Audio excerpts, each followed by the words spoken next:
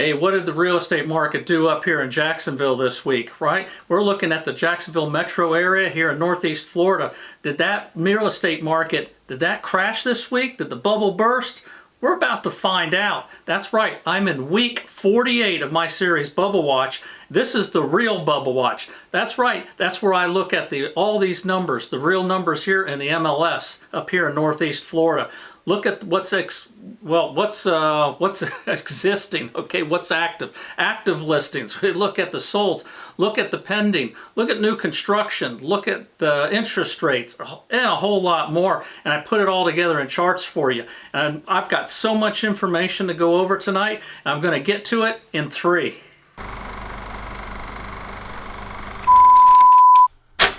Hey, I'm Tom Kerr, and I'm your host of this show, Bubble Watch. That's right, this is the original Bubble Watch. This is the real Bubble Watch, where we look at the real numbers in real estate. That's right. Hey, you know what? I'm just a regular guy who happens to be a real estate agent up here in Northeast Florida in the Jacksonville metro area. And you know what? I got access to the MLS system because of being a real estate agent here. And what I do is every week I share the back end of my account with you, and we look at those real numbers in real estate. I don't use a bunch of algorithms from 2008 to try to predict what's going to happen. Hey, you know what? Can anything happen? Sure it can. But I'm just showing you what the actual numbers are right now to help you make a decision on whether to buy or to sell. And speaking of buying or selling, if after watching this video you'd like to use me or my team to buy or sell a house up here in Jacksonville Metro or the Northeast Florida, anywhere from Palm Coast, Keystone Heights, Jacksonville, St. Johns County, all over, just call this number or send an email to this email address. Hey, and also if you want to be part of Bubble Watch Nation, make sure you subscribe and hit notifications so that you get notified when this video comes out every week, and give it a thumbs up if you like the video. All right, we're going to get to it now. We're going to look at those back end numbers, and we start out like every week with the active listings. All right, we're in the Northeast Florida MLS system, and those active listings right now is 5,423. Okay, next let's look at how many sold in the last 7 days. That's right, we go 7 days back. And what we have is 478. Next we're going to look at contingent taking backup. We have 927. Next number is pending. That number is 690. Okay, now I get a lot of new people every week watching this show, so a lot of you that watch it regularly know this, but for those that are new to the show, don't. What those numbers I just gave you, contingent, taking backup, and pending. Okay, what it is, contingent taking backup are people that are under contract, okay? Right now they went under contract with a home that they saw, put in an offer, and they're waiting for these contingencies to pass. That could be a home inspection, an appraisal, or approval for financing. That's generally the top 3 reasons. Pending is the next status. So after the contingencies are met, it goes into a pending status. And what I look at is how many of those contingent taking backups went into a pending status in 1 week. Now when you add the contingent taking backup and the pending, that tells you how many total are actually under contract. Okay, let's finish out these numbers. Okay, the amount of people that withdrew their listing in this last week is 71. The number of people that let their listings expire, these are expired and they went out of contract and they didn't renew, that's 127. And now let's take a look at how many new homes sold. New homes sold is 62, and how many new homes are in active status that are available on the market right now? 1,583. All right, next thing I look at is those foreclosures, okay? Now these are going to be the ones that are in active to buy but are in foreclosure status. Okay, what we've got there is 13. Okay, how many are in pre-foreclosure? And that's 11. And how many are short sale status?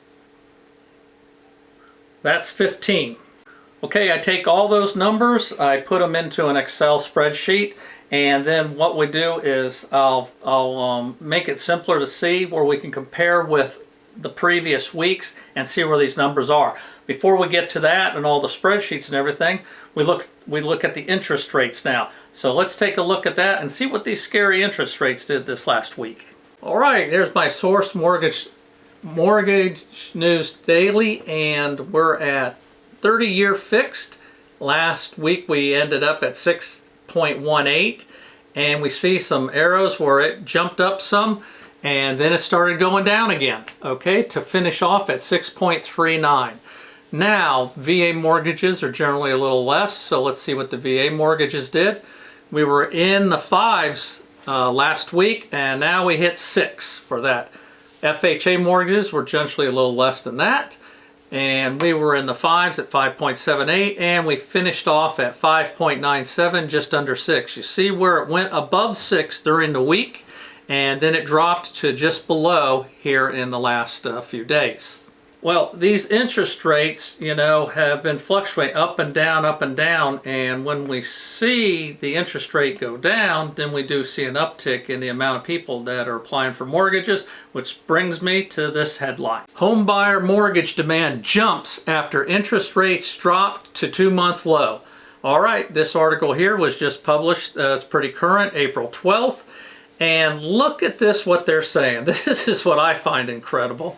The average contract interest rate for 30-year fixed rate mortgages with conforming loan balances decreased to 6.3 from 6.4. Okay, mortgage applications to purchase a home rose 8% last week compared with the previous week. So, 0.1% drop, and the amount of mortgage applications rose 8%.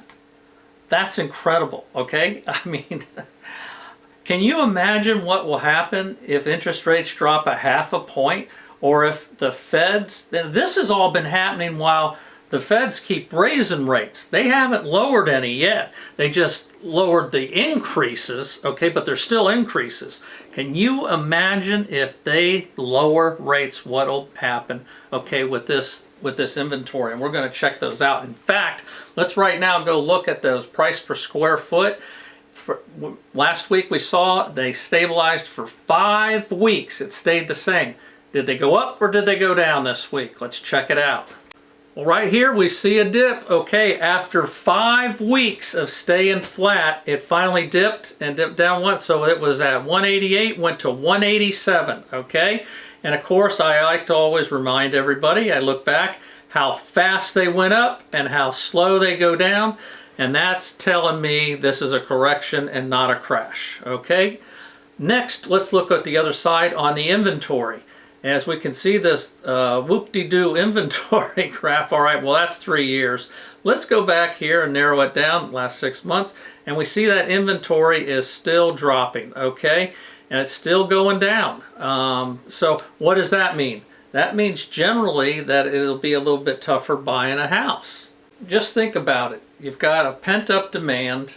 I mean, I'm seeing more people coming out, looking at houses now. I was watching some new construction sites, and they're building like crazy. They're busy. I'm talking to the reps. They're all busy. So, you know, there's a lot of activity. Now, we did see the price drop a little bit here, okay, this week on the average price per square foot, but it's still up there, okay? That's the average, all right? And the inventory being down. You know, I hear more and more about a recession. You see the headlines about layoffs out in California and this and that. And will it go through the rest of the country? Well, check out this headline. The banking crisis will tilt the U.S. into a recession, say Fed economist. Okay, and then as we scroll, we see here, this was like a video they had here, and I guess it was just showing the interest rate increases all the way from last year. So we're a year where it went up a quarter, a half, 3/4, half, quarter. So like I say, nothing but increases. Now this is the kind of headlines a lot of people see, and so a lot of people are saying, well, we're heading to a recession. And now, remember, I started this, you know, 48 weeks ago because people were saying when those rates first went up that everything was going to crash, and it didn't. We were told interest rates would be 8% at the end of the year. Didn't happen. We were told interest rates would be 10% beginning of 2023. Didn't happen. We're told the foreclosure tsunami was coming. It was building up. Just watch, especially in Florida. hasn't happened, you know, when we look at these numbers, and we're going to look at the charts. All right, so let's start looking at those charts now and see what they say. All right, let's look at the main chart, and here we are for week 48. Active listings, 5,423, up a little bit, okay? It bucked the trend that we've been seeing for quite a while, going down, down, down. Now it went up a little bit. Not much, but it was an uptick, okay? But the inventory is still low. Sold, 478. All right, now that's a big dip, okay? We had seen, like, you know, when you look back here, look at week 39 at 300, and as we went into 400s and that 1711, and then back to 4, 5s, 5, 6, creeping up. Now we're back down into the 4s again. Okay, last week I did, for the first time, I looked at what I call the MLS Advantage. Well, I don't call it, that's what it's called, the MLS Advantage, and it's part of an account I can get into.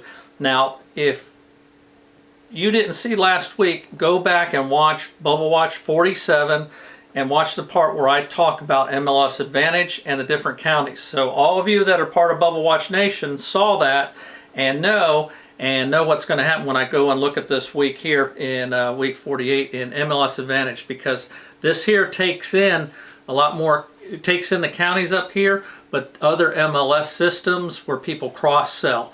Okay, like I said, look at 47 for the explanation of it, because I don't really want to explain it every week, but I do want to show the number and compare. So let's look at MLS Advantage and see how it compares to what we have here in the Northeast Florida MLS. All right, we're at 478 sold in the Northeast Florida MLS. So now we go to the MLS Advantage. And we're going 1 week back into these 9 counties right here, as you can see. And hit the search button. And right up in this area is where we're going to see the number. 675. 675 sold in 1 week up here in the Jacksonville metro area of Northeast Florida. To me, that's incredible. I know there's probably some people saying, yeah, but last year, you know, or 2 years ago in 2021, it probably was 1,000. Still, that's a huge number in 1 week in this area. So I'm telling you, the market is still good, okay? Even though we've seen all this bad news and bad headlines, interest rates and all that, I think it's incredible, okay? All right, let's look at the rest of those numbers in that main chart. All right, the contingent taking back up, 927, that stayed the same as last week. Pending, the ones that went pending in 1 week dropped this week to 690. Total under contract there, 1617. So we see that that's a drop from last week and the week before.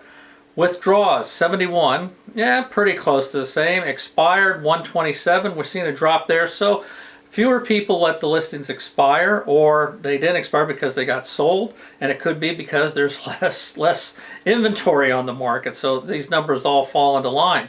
New homes sold, wow, 62. Now that's a drop. That's surprising. I wasn't expecting to see that. New homes that are active, 1,583. So we've got a little less new homes on the market. I'm telling you, man, when I'm over there, you know, talking to these builders and I'm on the sites, I mean, homes being built, I mean, in all phases. So, you know, I don't know, there's quite a bit going on, And yes, you can get some houses already that are move-in ready, but not as many. Okay, but it's still better than it was a couple of years ago, where it took you like 2 years, you're on a waiting list. So think about that if you're looking for a new home. And Palm Coast does have some new homes around the 300,000 mark, okay, if you're looking for a new home. All right, let's look at some more charts. All right, here we're looking at the foreclosures. That tsunami wave that was supposed to be coming, that's what we've been told. Foreclosures that are active, in the active listings, 13, down. Pre-foreclosures 11, down 1, and the short sales went up a little bit, 15. Total was 39. To me, 39 is insignificant. I don't see anything bad happening there. All right, how do people pay for these houses? All right, cash, 28%, same as last week. 43% conventional, same as last week. FHA, 15% down a tick. At VA went up 1 to 12 and others at 2. So basically everything stayed the same. What I think still incredible is 28% are paying with cash. Okay, so that's tough. Like when you're going out there and you've got a VA or FHA loan and you're competing with a cash offer, it's hard, and there's over a quarter of them are cash offers. All right, let's take a look at that chart that shows how many homes, the percentage of homes that sold for $500,000 and above, and also the percentage that sold below list, at list, and above list. Right, here we are, 21% of the homes sold for $500,000 and above. Okay, a little less than the last couple weeks. All right, homes that sold under list, 74%, about the same. Homes that sold at list, a little bit less, 12%. And homes that sold above list, an uptick to 14%. Okay, on the new construction part of things, 72% sold under list, so that's a drop from the last few weeks. Homes that sold at list, 17%, that went up. And homes that sold above list has stayed the same for the last 3 weeks here. All right, now that we've done the charts, the next thing it leaves us with is the house of the week. And the house of the week, we do 2 of them. One that I show above list and the one that everyone got a deal on. Okay, so we're going to start off with the one that sold below list price first. All right, this house here, original list price, $350,000. Days on the market, 192 days. Okay, that one actually went on the market back in, it was like September, okay, of last year. All right. They had reduced it down a few times to where they ended up at, the offer was put in when it was selling for $311,000, and it sold for $299,500. Basically $50,000 below list. Actually, it's even more than that because I saw in the remarks that they gave a $2,000 concession. All right, this was another one of those iBuyer deals, okay? And remember, I told you, if you were interested in those, just let me know, give me a call, and we can talk about it and see if I can find you some of those iBuyers that have been on the market for a while, if you're interested in that, because obviously the offers, the houses are getting less and less. Well, let's see what they paid for it compared to what they sold it for. Okay, as we can see here, they bought it. Now remember, I said it went on the market in August, right? They bought it in July, and it took them about a month or so before they got it on the market, so they must have done a little bit of cosmetic stuff. They don't do a lot usually, but they bought it for $305,100, and they sold it for $299,500 and gave a $2,000 concession. So that was a loser. Okay, all right, let's look at the next house of the week. Then this one is that one that went above list. Let's see how much above list it went, and also was it involved in one of those highest and best scenarios. We know that when they're above list, there's usually multiple offers, but how fast did they take these? Did they end up shutting things down once it was put on the market? Let's check out the numbers. Okay, this one went on the market at $399,999. That couldn't just say $400,000. All right, had to go a dollar below, but there is a reason for that. Okay, because when people do searches, a lot of these searches are pre-populated with where they round off to like the 50,000 or 100,000 mark. So if someone's wanting to stay under $100,000, this one's going to show up, okay? But this one didn't sell for under $400,000. Let's see what happened. Okay, this one, days on market, 15, okay? Now, I gotta explain something about that too, because this actually happened a lot quicker than that they got it. I mean, that's when the contract side, but the offers were put in a lot before that, and then they take time to look at them. and then they'll pick the offer. So when the offer is accepted, that's when that clock clicks. All right, let's look further into this. 15 days on the market, $399, $999. It sold for $455. Are you kidding? $55,000 above the list price. Okay, in this market. Okay, I'm telling you, I'm seeing this. I'm seeing it. So I'm sure they have multiple offers, and there were multiple offers. In fact, check this out. This is what's even more amazing, okay? Right here in the remarks here, it says multiple offers received, highest and best by 312, okay? It went on the market 3.9. So in 3 days, just 3 days, and here, look, 1 p.m. They didn't even give you till the end of the day. 1 p.m. you had to put in your final offer. So in 3 days, you had to react to get this house. They must have been swamped with offers to put that up there, highest and best by then. I imagine that when it went day one, there were so many showings that they just freaked out, and they saw it and they said, you know what, we're just not going to run this. We're going to get a good offer, and which they did. 55,000 above in this market that everyone says that we're being told is bad. All right, let's see how they did appreciation wise. What did they buy this house for? Okay, we look back here at when they purchased this house. Okay, and they bought it in March of 2020, so 3 years basically, 3 years and a month. They paid $270,000. So when we put that in the appreciation calculator, $270,000, 3 years and 1 month, where the final value was around $455,000, an appreciation of 18.45%. Holy cow. These people that have bought houses right before 2021, like this 2020, and they're selling them now, I mean, to get that much in such a short time, they took advantage, they benefited from that big appreciation spike in 2021 and the beginning of 2022. And just think, they thought that they're probably pricing it right around 400,000, and they were probably astonished that they got 455. But it was smart putting it at that 399, 999, because that brought more people into it, and it did create that frenzy. And that's sometimes what we try to do to create that for the seller. And again, the market is about what the buyer is willing to pay. That's it.